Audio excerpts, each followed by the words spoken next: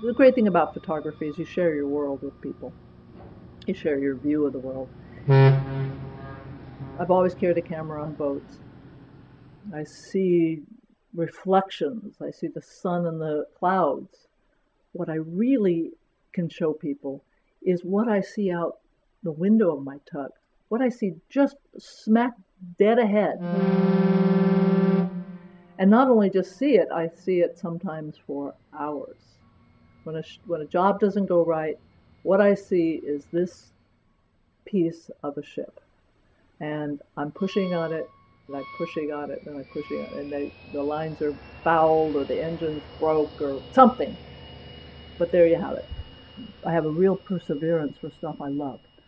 And I'll hang in there, doggedly hang in there until I figure it out, how to do it or how to get it.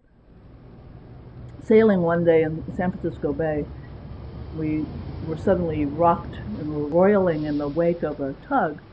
I saw that and I thought, whoa, that's where I want to be. I could just picture myself. They had just left the dock and they were steaming up probably one of the oil docks in Richmond. But there was a deckhand standing on the stern of the tug, and I could see myself right there. I knew somebody in a maritime union, and it occurred to me, maybe I could figure a way to get into the union. But of course, they weren't allowing women in the union then. And it was sheer luck that I happened in just after this court judgment came down that this union had to let women in. The perseverance that it took to get a job, to sit in that union hall 8 hours a day, day after day, it took me forever.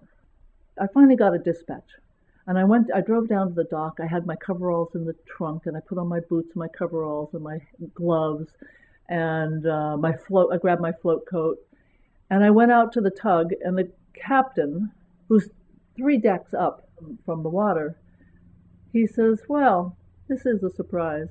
He says, I was expecting a Japanese man because of my last name, Tiura. There's no PC then. These guys said what they thought. And the other deckhand said, here's the deal. I'll show you how to tie the lines. I'll show you over and over. I'll tell you anything you want to know, but I'm not going to do your work. And that's fair. It's really hard work. It's scary, slippery. You've got this wire cable that's going out to the stern of the tug 70 feet back. You've got a big belly in that. It's trying to pull you off the barge. And you've got to get it out to the corner of the barge and get it on, and later on take it off. But my feeling was that if I couldn't do the job, I wouldn't stay around. I just needed to try one time. Just being up there and helping them get this huge chain bridle. I mean, the links of the chain are 80 pounds each. And then seeing them set off into the sunset, man, it was just so thrilling. There was nothing about that entire day I didn't love. The next day, however, I was so tired I couldn't get out of bed. I was sore. I hurt. So it took me a couple of days to go back to the union hall. But I was totally delighted because I knew I could do it. The way I describe doing the things I've done is I couldn't not do them.